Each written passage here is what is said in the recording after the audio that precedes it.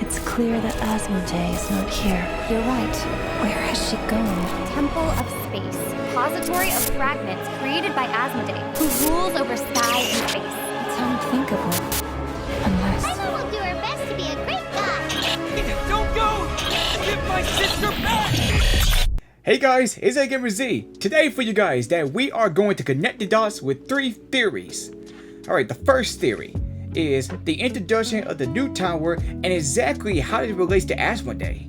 The second one, we are diving into the new boss, the Watcher, following Vigil, to see what his powers and what it means for the lore. And finally, the third theory.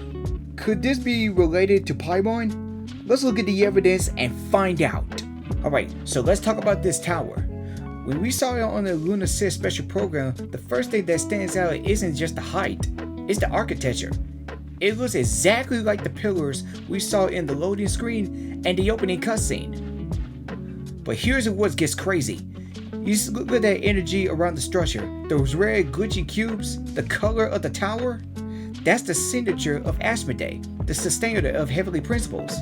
We haven't seen that specific data corruption since the very beginning of the game when she separates the twins.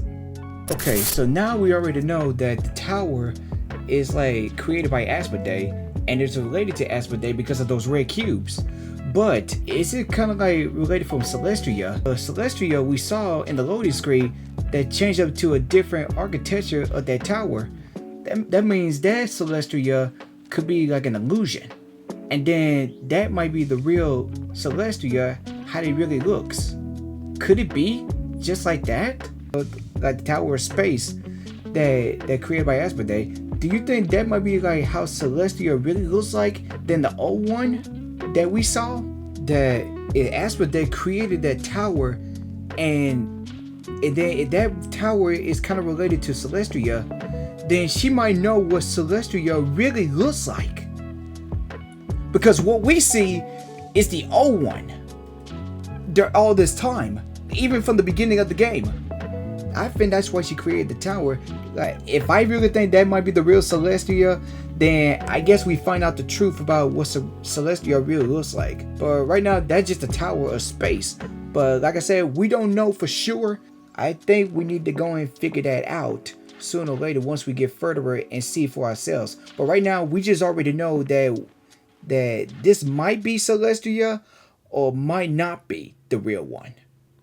Alright guys, that's it for the first theory, and now we go into the second one.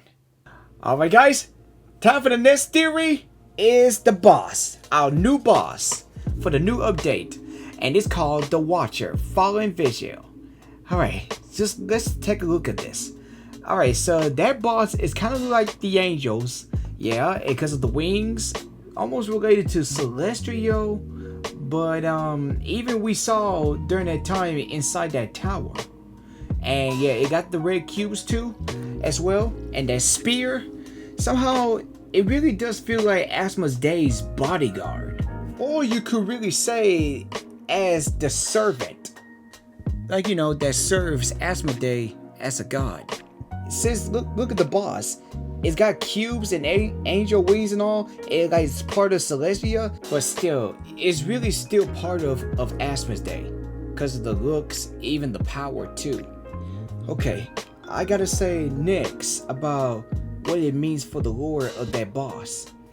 And you know, I had been thinking about this, that you see the differences between how they look and all, because the one is dark and the one is light. And I think here's the lore about this, even I'm not sure it's true, but I get the feeling that they might be the mirrors of the travelers. Because you know why? Because the way it looks, like how the dark looking color and all that, even the star looking parts of it, look at the feathers, it's different. The one is kind of a little dark and the one is like almost to the color as ether, and then the one is white that kind of look like Lumi. And I think that's why I've been thinking they like might be the mirrors of the travelers. And somehow I think Asmodee create the mirrors of them. And somehow, you know how Asmodee used the red cubes? Not only Asmodee can use the cubes as weapon, but what if she might be using those cubes as data. She might be collecting data from the travelers and make them on their own like those bosses, right? And then not only that, and you know, remember that time in the beginning that Asmodee separate the twins by using those red cubes? Tell me this. What if not only she use it as a weapon, not only use it for data, what if she used those red cubes to teleport somewhere in a different dimension? Yeah, like, you know how she separate the twins? Like if you play as one of the main character, like the main character goes to Teyvat, and the other one goes to like Condria or any other place, maybe outside of Teyvat, or maybe not outside in Teyvat, but somewhere far. Maybe starting in Condria, like somewhere in Teyvat. The main character to Teyvat where you met Paimon, and here's another one. You saw the part on the special program that either got all the red cubes on him, and then that's what I've been thinking. Those red cubes made him teleport in that dimension when he saw that boss. I think that's how she uses those red cubes in 3 different ways. That's how those bosses look like they look the same boss, but they look different because of the way they look. I believe that could be the lore of those bosses, especially plus those red cubes. Even what Asmodee is trying to do, that Asmodee could really do more with those red cubes, more than just use it as a weapon. So even that's what I think that might be the lore for this. All right, guys. So that's all I got for information about the boss. That's what I've been thinking about it. So yeah, that's all I got the information for that. So now and finally, we are going to the third theory. Is our best friend, our traveling buddy, our traveling companion, Paimon. Alright guys, it's time for the final theory. Is our traveling companion, Paimon. Can she be somehow related to any of these theories? So, I'm going to say yes. She's definitely related to these theories. So let's dive into the information of how she is. The first thing I want to say is that you know what that symbol on her shirt, that star looking symbol? Yeah, that symbol related to the shades of the heavenly principles, including Asmodee. That tells us that Paimon could be related to the shades of the heavenly principles. Not because only the symbol, it's that star hairpin, like Asmodee showing those star symbols as her powers. So that means Paimon could be somehow related to Celestia. Even the parts of her clothes could be the statue of the 7. But when we go to the Temple of Space and those cues appear, somehow I don't think Paimon did anything to do with those red cubes or anything. So Asmodee might not be Paimon, but only we know, yeah, she's part of Celestia, but she might be part of the shades.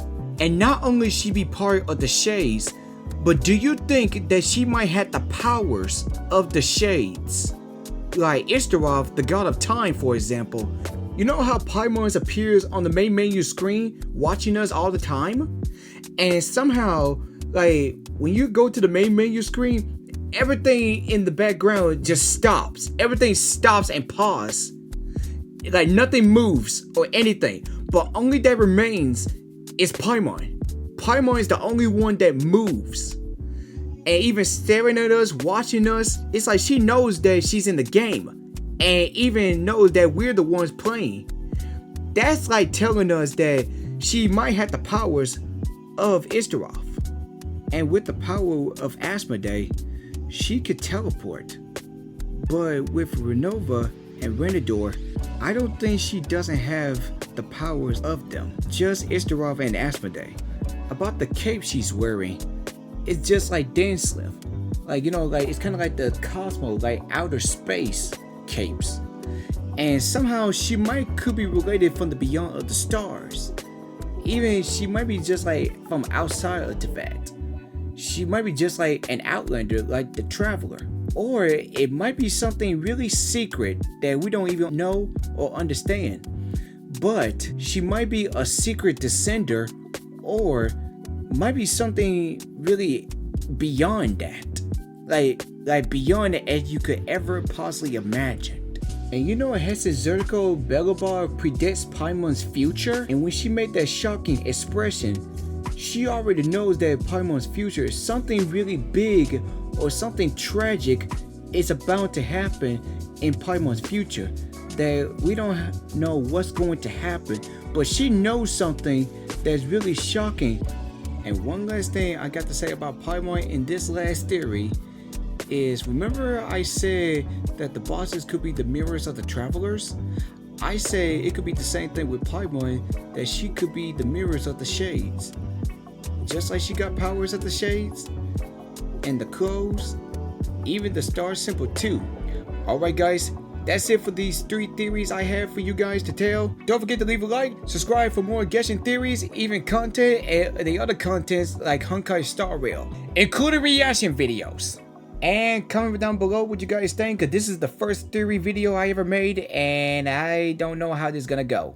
And even I made this theory video from scratch, but next time I'm gonna do a theory videos on stream. Yeah, if you guys want to be part of it, follow me on Twitch. Like I said, most of the content and everything will be there, and especially if I do the theory videos, it's gonna be on there too as well. And the social media down in the description below, and we see you guys next time. Alright, love you guys, God bless, see you then.